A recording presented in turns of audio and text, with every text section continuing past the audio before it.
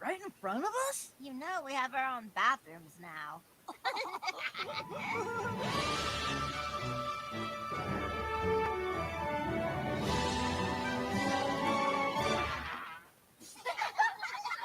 Nice toilet paper, Scott. Seriously? Pantaloons this time of year? What the what? At least someone knows royalty when they see it. The rest of you might want to get on board, because this Loud is about to rule. I'm okay. Oh man. Hello, welcome everyone to an all new episode of the LoudCasa Talks. Mini episode of the LoudCasa Talks. My name is Nate, and alongside is my good buddy Omid. Hey, what's up, Loud Crown and Casagrandes? How y'all doing? I hope you enjoyed this sneak peek of pretty much what we've been hyping for this year. Loud House movie.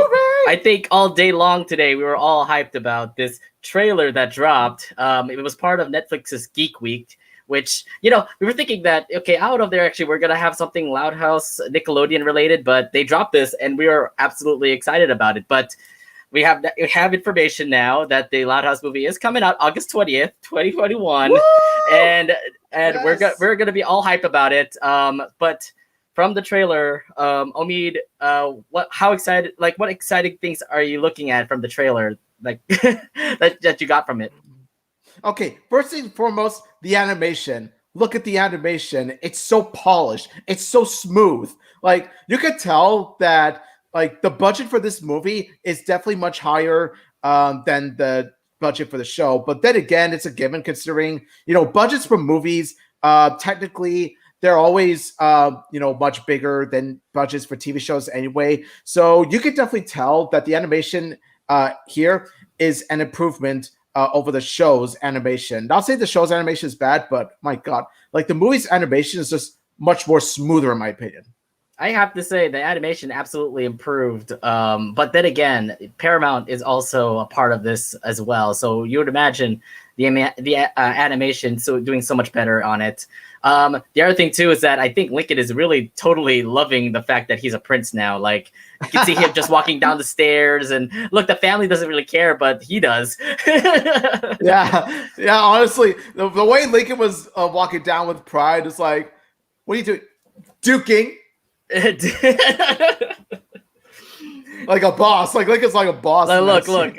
He's excited about it, but then again, it's just only 45 seconds. But we have a date. It's now August 20th, so thank you Netflix for that. But I'm waiting for like a full trailer, like a full 2-minute trailer, because there's still more to think about. Like what is David Tennant's role? What about Clyde? What about Ronnie Ann? What about Bobby? They're gonna be there in the movie. We have not seen them yet, so look, this is fine. But I'm waiting for something like more than just this 45 second like trailer. Yeah, honestly, I want to see. Hopefully, Ronnie Ann and Bobby will play significant roles in this movie. I don't think they will, but like I said, a guy could dream. Honestly, what I want to happen. Okay, request number 1. Ronnie Ann is Queen of Scotland. Let's go. Make Ronnie Ann the Queen. You want that? Oh my God! I don't know. It just feels like Ronnie Ann is gonna come in and how you say, there's not gonna be like a love triangle thing, but I have a feeling like Ronnie Ann, like somebody is going to become like swoon to Prince Lincoln, and then Ronnie Ann comes in and says like, hey, back off, and it's just like all that kind of stuff. I would love that. I would love that if that happens. Yeah, honestly, I don't know if I want the love triangle to happen because I really hate that cliche to death. But then, like, it would be really funny. I would say, Ronnie Ann hides her true feelings for Lincoln. Then in the end, like Ronnie Ann confesses and stuff. That would be really exciting. I bet you anything. Like, if there's a girl that's gonna be hating on Lincoln, it's definitely gonna be for the riches. He's not gonna care about Lincoln as a person, which is contrast to Ronnie Ann because Ronnie Ann loves him for who he is. So yeah.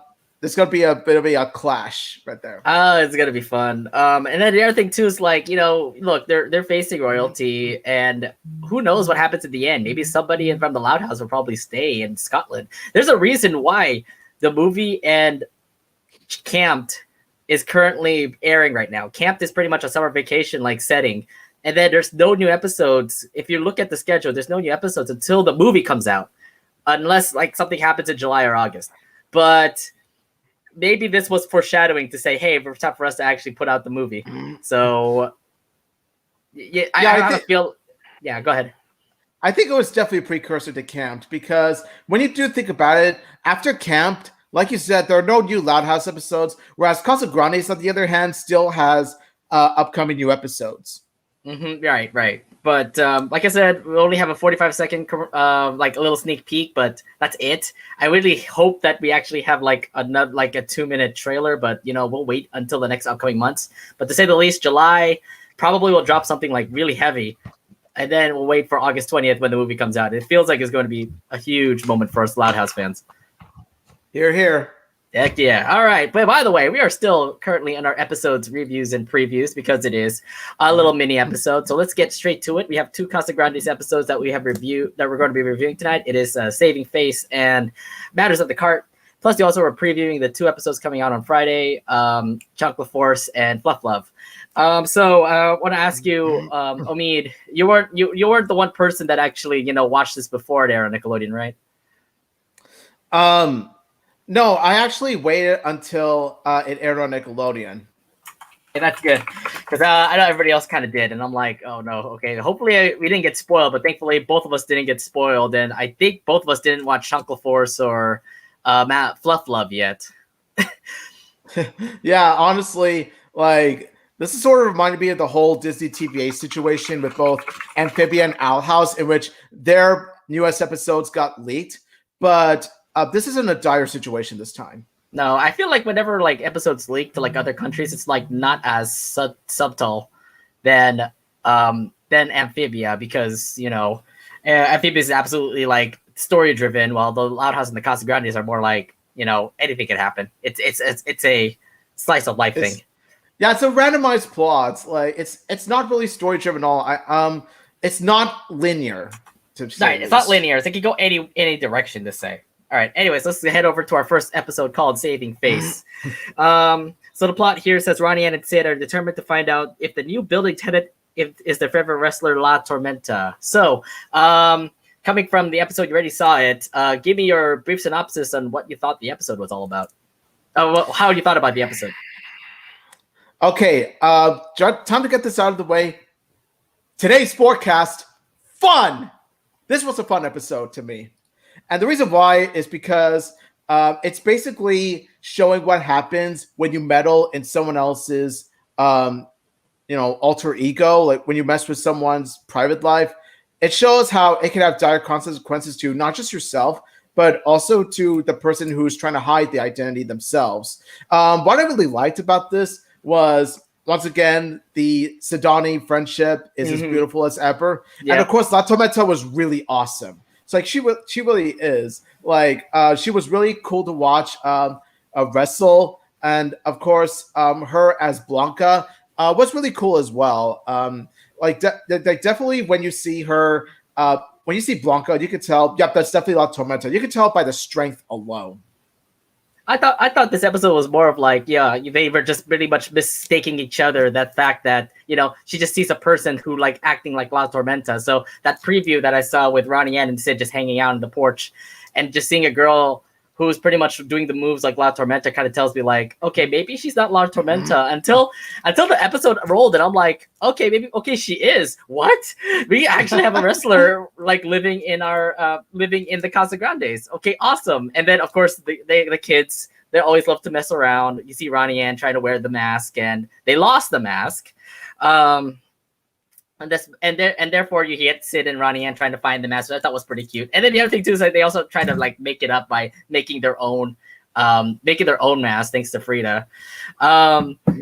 Look, Sid and Ronnie Ann though, I mean they're clever together. This is kind of like I have the same feeling like it's like Lincoln and Clyde, Clinkin, McLeod. But now you have Sidani pretty much taking over the Casagrandes. So I want like those episodes like that. I don't know what like Clinkin and McLeod episodes are good. And I think Sidonican episodes are also really sweet too. Like we have another one of these. Like just the last one was Meal Ticket. This one is Saving Face. This was actually cute. So yeah, we need more of like these kind of Sidonican moments. Sidani moments. Yeah, they're like Clinkin, but Sidani episodes are much better in my opinion. Yeah, I know. I don't know what. I think they work together properly. Well, you see Clyde and Lincoln actually like have the friendship already there, and it actually works out already for those two. I love the fact that like we're trying to wrestle with birds again. I feel like the birds are absolutely like I don't know what they're really a main factor in this show because you have like you have you have the pigeons, you have Sergio pretty much just wrestling with the pigeons. So I mean, okay, I guess everything will have to go through the pigeons now. I guess. I don't know. It's weird. It's weird to actually have the birds just becoming like a big plot line in this show. But yeah, I really loved how they teamed up, and getting the face mask back, and having La Tormenta actually get her powers back and become like all powerful again. So it kind of tells me like I really love the episode just because it's like a follow up to Lucha Fever from the one episode from the Loud House, and it just follows up from that episode because it's like okay. La Tormenta was a really awesome character that we saw in Lucha Fever, but what about But what happened to her now? It looks like we're doing continuation stuff again, where she's actually back here in saving face. So it's good to actually catch up with like some of those side characters and actually bring them back in the Casagrandes. I totally agree. I mean, like, look what happened with Casey, Samir, and Nikki. We were wondering for the longest time where they were, and lo and behold, they show up on the Casagrandes finally after many, many episodes. It's like, oh, it's good to see you guys back again. It's like, I really do love that they're bringing back memorable secondary characters, because that happens often in the Loud House and the Casagrandes. With the Loud House, unfortunately, it's to a lesser extent. Look, they brought back what was it? Jackie and Mandy in that one episode. So hey, they're listening to everybody. Yeah, but I'm sorry. Where's Rocky? Where's Becky? Where's Diana? Yeah. Where are those guys? I have a feeling because I looked back at like all of the third season episodes. I think I looked back and spell it out. It looks like Becky and Dana was actually like in Lori's class. So it kind of tells me that they actually graduated with Lori, if I'm mistaken. But who knows? Could be. All right. Anyways, so anything else you want to bring up for saving face before we go to our ratings? Let me see. Of course, I really like Carl's comments as well. It's like, La Tormenta, marry me! And then when La Tormenta ends up sucking, he's like, forget about it, the wedding is off! he's in an emotional roller coaster. I love that. That got a chuckle out of me. Well, then again, it's Carl. But then again, we always see Carl in like every episode trying to act silly. Yeah, which we were going to touch upon on the next episode. All right, so I got nothing else to say here. So how would you rate this episode, Omid? OIRLTE. Overall, I really like this episode. It's definitely that's what I wanted to point out too. Sid always having acronyms, so it's like she's always pointing out those letters, and I'm like, what are those acronyms, Sid? YIRC. Yes, it's really cute. So anyway, those are really cute. I'm going to give this episode, I'm going to say an 8.5 out of 10. Overall, I really enjoyed this episode. Especially the wrestling scenes are so badass to watch. Blanca / La Tormenta is a really awesome character on her own, with or without the mask. And of course, Sidani is, precious friendship as always. Sure, they might have meddled a bit too much with her secret identity, but they did end up learning lesson in the end, and it wasn't done out of harmful intentions or anything. It was just, curiosity, Curious George. It kind of makes me curious about like how wrestlers go now. So like every like luchadora now, we actually have to like make sure that they actually are the real luchadoras, because like apparently the mask kind of like from what we've learned from this episode, the mask tells that they're the luchadora, but without the mask, it could be somebody else. So like she could change her identity at any time. So I was just really interested to see, like, we got Blanca in the apartment, but she's actually La Tormenta. So I'm like, okay, is her name Blanca, or is she gonna be a different name when she goes to a different like area now when they go back to wrestling? But good thing to know about wrestlers and the secrets about wrestlers. I think it's a Mexican thing. But Saving Face was actually really cool. I love the Sidani moments. I really love a little bit more of the cultural guy. Plus the announcer is back, by the way, from that episode Lucha Fever. Him too. I forgot his name, by the way. It's Lucha Fever 2. Well, the way you want to describe this is Lucha Fever 2. Pretty much, yeah. But yeah, I gotta give this also like maybe a 7 out of 10. I wasn't really impressed on a couple of things over there, but to say the least, it was exciting. There are some silly moments that I kind of said like, oh, yeah, it's your guys' fault that you guys took out the La Tormenta's mask, so you have to, make it yourself. And of course, the punishment actually happens. I didn't know that an official mask actually gives them powers. That's quite interesting from luchadoras. But yeah, another thing. Go ahead. I gave it a 7 out of 10. Anyways, I gotta bring up two things that I really loved in this episode. Also, I forgot to mention this earlier, but there are two cute Ronnie Ann moments. That made me go, "Oh my God, Ronnie Ann is precious." Okay, one of them is when Ronnie Ann saw the mask and Sid was like, "Hey, Ronnie Ann, you should try it on." And Ronnie Ann's like, "Me? Really? No. Oh. Okay." No, that's cute. No, then again, she's a huge fan of La Tormenta, which makes sense. The amount of voice acting, just the line delivery from Isabella Alvarez, like the way she delivered that line just really made Ronnie Ann very precious, like top notch to her. And also the moment where she wrestles Sconcho, and she's like, Sponcho. And so Ronnie Ann's like, "No more Miss Nice Ronnie Ann." Oh yeah, but he has to wrestle a bird for it. But yeah, but then again, she's been wrestling like animals all the time. I mean, if you saw Kama Chameleon, she wrestled a snake in order to get that bell. True. or to get the snake at all. All right. But yeah, we gave our ratings. So let's head over to our next episode, which is Matters of the Kart. The plot here says, after an old man wins Carl's dream go-kart, Carl wants to prove that he's worthy of the prize himself. Oh man, this is an interesting Carl episode because this is pretty much out of his comfort zone where he actually tries to act nice in order to get the cart. So Mead, when you saw the episode, explain like your thoughts and your feelings about how this episode went. Okay. First and foremost, I'm just gonna say right now, enough with the Carl episodes. Oh, too bad. We have a lot of Carl episodes. We have a lot of Carl episodes. We need more Carlito episodes. We need more Carlitos episodes. Like, why you guys oversaturating Carl? Anyway, that's a spiel for another time. Now, as for this episode, I gotta say, I still really dug this episode. Not one of the best Carl episodes, but still one I liked fine. Of course, Carl, being his usual greedy self, really wants a pizza cart, and I gotta say, I would want the pizza cart too. Just look at it. It just looks so. It looks so fun to ride. I'm not gonna lie. Like, it's like how, like, imagine this. Imagine like Mario Kart if it was heavily promoted by Pizza Hut.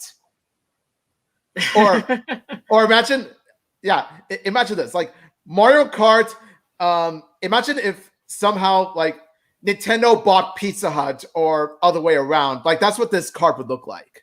This is more of a promotion for like his pizzeria, and of course it all has to be like cheese looking with mushrooms and pepperonis and everything pretty much on it. Of course it's going to be looking like a pizza, but again, it's a working go-kart that of course Carl would love, but it went to an old man that he would not do anything with it, obviously. I mean, he even said that, I'm too old to even ride this cart, but I will give it to somebody who's like worthy or something. So that's why Carl had to actually act nice, and that's out of his comfort zone to actually act nice. Because literally, he had to like pick up trash, or he had to do all of this in front of the guy. The thing is that there's always a lot of things that protrude Carl's like plans, like pigeons always picking up food, or just anything that goes awry. Either way, this guy Irving, he would, Carl would actually save his life. The thing is that, worthy of the cart, that he ended up getting worthy. But the other thing too is like, is he really nice? And throughout the episode where they, brought this old guy Irving into the dinner, I thought that was actually hilarious because all the time they were all saying like, Carl is always naughty. Carl has been doing this. He stole diapers from little kids. He did this. And then I love Ronnie Ann's moment here where like Ronnie Ann went to Carl and said like, hey, can you give me $20? And of course Carl's like, of course I will. And then he nervously gives $20 to her, and she says like, who are you and who are you? What happened to Carl? Because It's like it is nothing I like like Carl.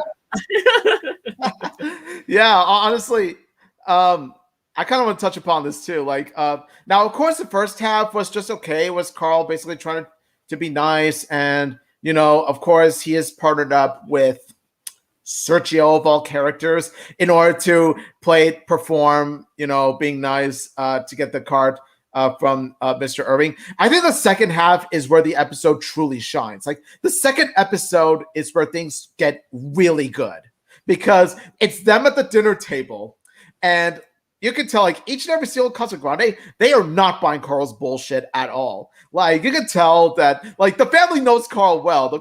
Everyone knows that Carl is, the scheming little bastard. Like since he was a baby, like even as a baby, he was a dirty little cheat. And so they don't buy. I was surprised that he was even like scamming people even when he was just a baby. I'm like, I thought that was Carlito that like looked like when you see the picture. I was like, I thought that was Carlito doing that, but no, it was Carl. Oh, then again, it makes sense how Carl is. Yeah, honestly, and just seeing them be so sus of Carl, like they are just totally sus of Carl. Up to a point where when Ronnie Ann said, "Who are you and what have you done with the real Carl?" To me it felt like Ronnie Ann saying, "Carl is the imposter." Mm-hmm. Carl's always been sus. Ever since he went to that dinner. Carl's the imposter. We're voting him out. I think what people should do is just scam him to act nice in order for him to get him do him your way, to say the least. Like, yeah, give him money or just make him act nice so that he can actually give you money. Nonetheless, he still failed. He still failed to act nice. That one moment where he tries to hide and all. It's like, yeah, you didn't even stand up for yourself, Carl. Wow. And of course that took away his cart to say. Yeah, honestly, the part where Carl, when the birds came into the house, and then Carl's like, "Save yourselves!" Like, screw you guys, I'm gonna hide under the table. Have a little South Park moment there, huh? And then that last moment where Irvin actually did give the cart to Carl. I thought that was actually pretty okay. The fact that he gives second chances to people and gave Carl the cart. But then again, all he has to do is just pick up trash, just try to act nice around Irvin. But the thing is that I love the ending of the episode where the pigeons, as payment for not paying bread to them, they ended up taking the cart away from Carl. So there's no cart for Carl at all. Yeah, it's I really like that part because that's what you call karma, or in this case, karma. Okay, yeah, I knew you were gonna go to a pun like this. Hey, Carl, karma is a bitch. All right, so anything else you want to put up in this episode before we go to our reviews, or our ratings? Yes. Although I did respect the fact that Mr. Irving still decided to give Carl the cards, even though Carl did reveal his true colors. Get it? True colors. Wow. No, don't remind us of Tuesday, okay? I do like the fact that although I do feel the fact that Carl might have gone just a tiny bit easy because he did deceive a nice elderly man like Mr. Irving. Honestly, I'm not gonna lie. I honestly felt that the better way to end this would have been if Mr. Irving, if Carl's, because think about it. Carl said, and I quote, "I hope you find another kid that is more deserving of the cart than I am." That got me thinking of another kid in mind. Adelaide.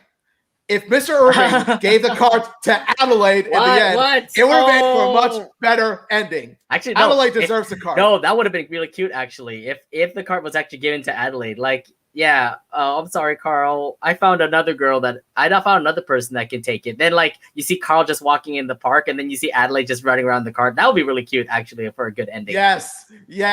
And then Adelaide's like, "Hey, Carl, check out my ride, Carl." Oh my god, that would be really cute. Oh my god. Yes. It's I kind of wanted that ending to happen instead because because it's even more karma to Carl in order to teach Carl a hard lesson that, you can't deceive people like this. Like you can't deceive people into thinking you're quote unquote the nice guy in order to get what you want. You got to have honesty and integrity. Mm-hmm. Oh, I just feel like that would have been a great ending too. But yeah, to say the least, like, look, Carl's trying to get to his cheating ways. So we know this about Carl. Carl's always going to be like this. Of course, like in the beginning, like he tries to cheat by having Sergio actually get into the ball pit and actually take his number. So look, he's still disabled Carl. I mean, he tries. Like, the whole episode was just hilarious. Just the fact that he tries to be nice. Yeah. Well, he's still gonna be naughty old Carl. Just wait. Just the next episode is going to be, well, naughty old Carl. Honestly, like I said, what should we talk about? What should we talking about now? Like later on in this little mini episode. I like Carl, but like I said, we gotta take a break from Carl episodes. We gotta move to CJ. We gotta move to Carlota. We gotta move to exactly. Carlitos. But I don't know. I don't know what they're doing, but I'm feeling like they're just putting Carl as like the main focus of the Casagrandes at the moment. Like, yeah, we got some Ronnie Ann and Sid episodes. We got some mini Bobby episodes, but yeah, most of it has all been about Carl. I'm like, okay, another Carl episode again. Okay, let's just see how it goes. But you can't really focus on the little man. There's got to be more focus on the other Casagrandes, but we'll see. Time will tell. Like, I honestly, I thought this show was called the Casagrandes, not the Carl Grandes. I think Christina Pacelli would love you for all these puns. Yes, Christina Pacelli, if you're watching this by any chance, we love you so much and we love your talent. All right, so how would you rate this episode? I'm gonna rate this at 8 out of 10. Like I said, not one of the best Carl episodes I've seen. But for what it is, it delivered fine. The second half, though, I really like the second half, mainly because of Carl's family and like I said before, like they're as suspicious as the crewmates that are trying to fix the ship, and then they stare at Carl like he's the imposter. Like, yeah, we gotta vote this guy off. It's kind of like sort of there's a bit of a Among Us in the second half of this episode, and I just That's why. Who are you, and who are you, and why are you acting like Carl? Why are you not acting like Carl? I don't know. Exactly. Exactly. Just by that line, mainly. Like, I think Ronnie Ann just knows that I think Ronnie Ann knows who's sus in this. But yeah, I have to give this 8 out of 10. I like this episode a lot just because it was just really funny, especially the second half where the family actually tried their best to tell who Carl really is, and Carl tries to hide it as much as possible. I love the fact that he'll try his best by actually giving money or actually telling him, hey, you want more was it tamales? You want more of this and that? I thought it was great. And then of course the thing at the end where they gave away his card, or he gave the card to him anyways. I thought that was like, okay, you're just really giving a little a cop out there. Because you could have actually just done something like what Omid said before, given it to another person, it would be Adelaide, and then Carl would get hella jealous. Exactly. Yeah. Like have Carl be super content with jealous, because that's how you really get back at Carl, Mr. Irving. That's how you really get back at him, because it's gonna show even more that Carl's not the nice guy that he wanted you to think. And of course, Adelaide, she has honesty and integrity, and she's a good girl herself. She's a good kid. None of the things that Carl are. And of course, that's so much I can say, unless you have anything else to say about what's the matters of the Kart. I forgot to change that. Nothing much I want to say, honestly. Like I said before, let's focus on the other Casagrandes for a change.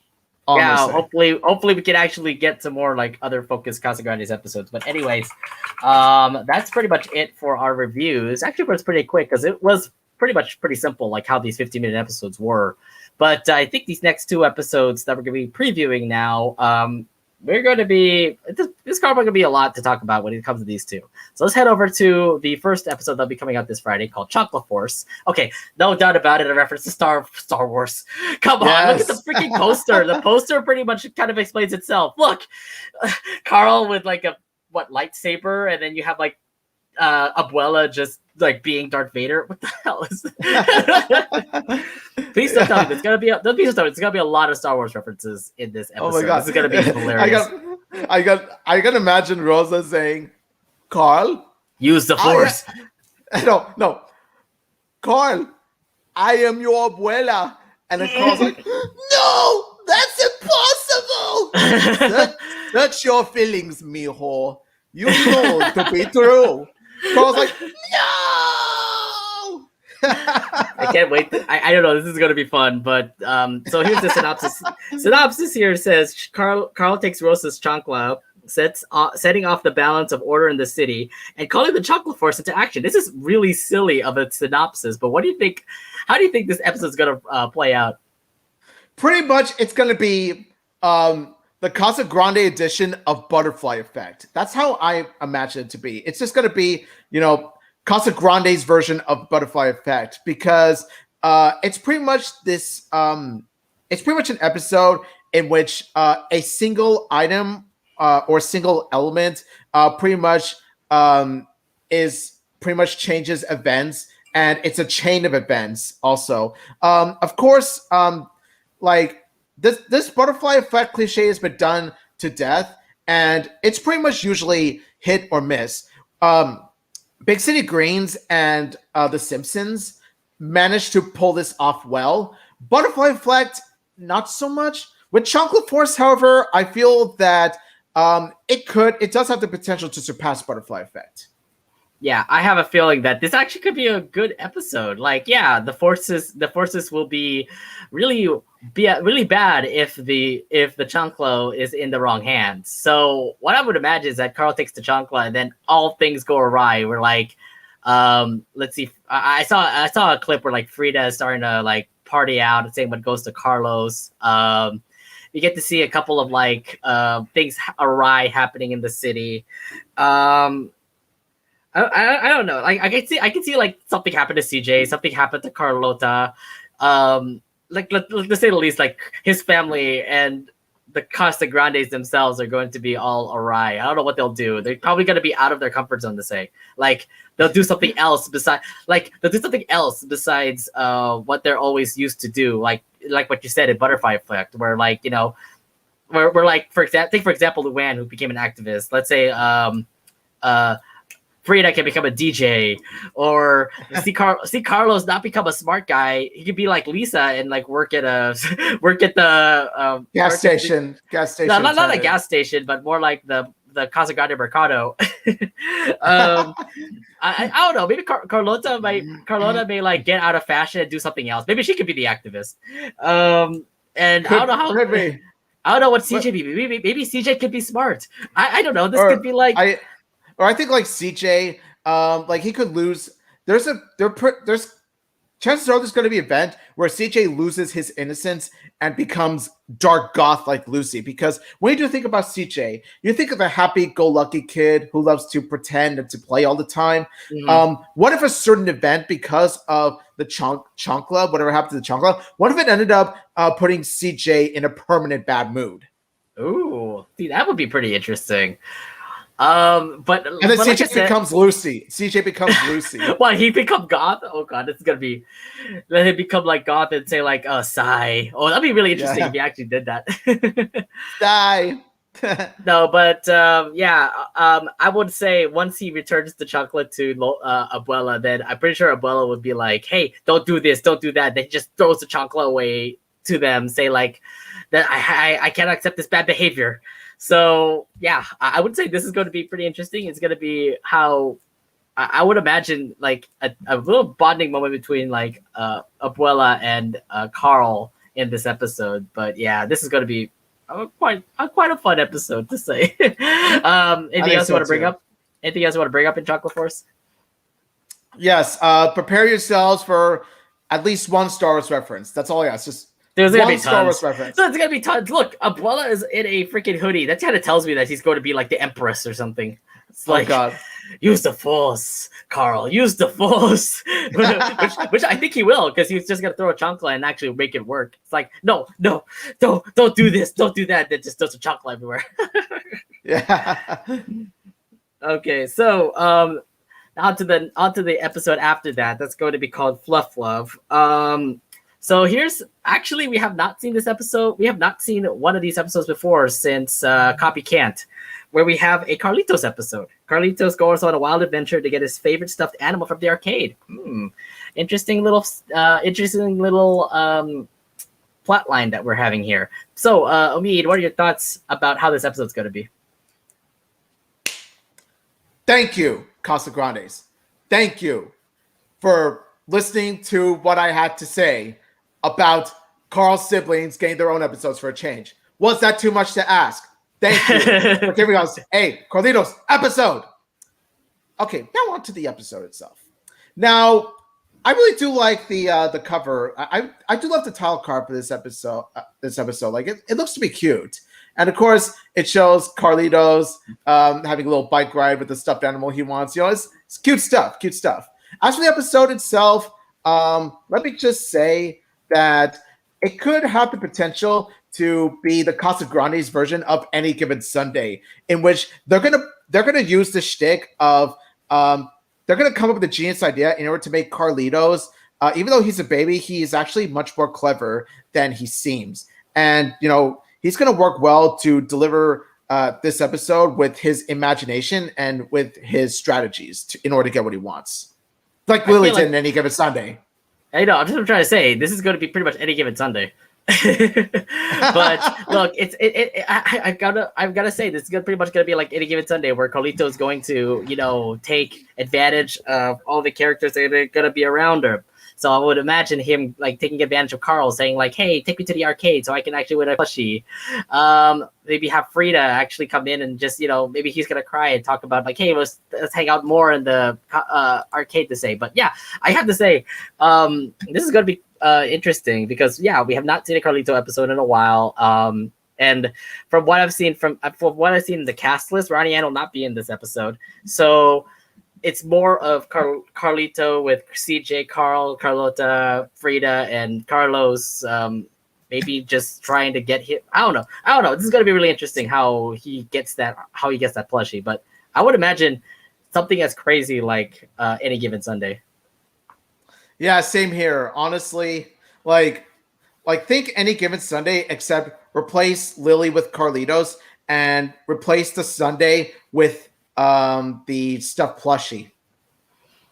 Exactly. But yeah, Carlitos is going. Finally, we have a Carlitos focus episode. We have any of those since Copy Can't, and I would say I'm gonna be pretty excited to see how this goes.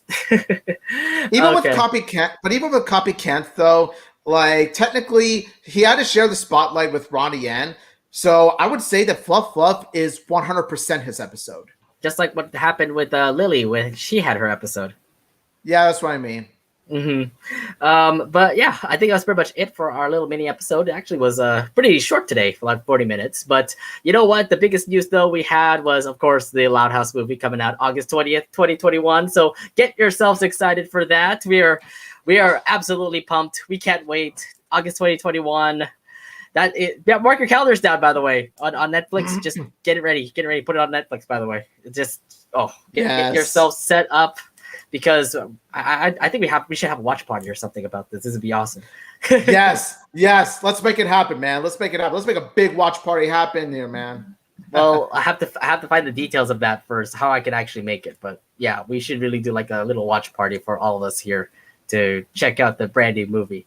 But yeah, that's pretty much it for our mini episode of LoudCasa Talks. Remember, you can also check out our LoudCasa Talks on our in our podcasts, from wherever you listen to podcasts, with Apple Podcasts, Google Podcasts, Anchor, Spotify, wherever you listen to podcasts. We are not going to be recording a new episode of the LoudCasa Talks this week because we are going to be recording with another friend of ours on that Sunday. So the Sunday after that, we're going to be recording for Lynn Jr., what her future is going to be looking like. I feel like it's just going to be all about sports. Come on now, that's Lynn Jr. Yeah, I mean, come on, it's kind of a given, right? Right, exactly. Given. But it's a given Sunday that we're going to talk about sports when it comes to Lynn. that's a given Sunday to me. I kind of feel like how is she gonna go in high school? That's the big question. How is she gonna move into high school? Like, is she just going to be blending in with high school? And we've seen how she was back in Middle Men, where she had a tough time in middle school. So, there's a lot to discuss about Lin Jr.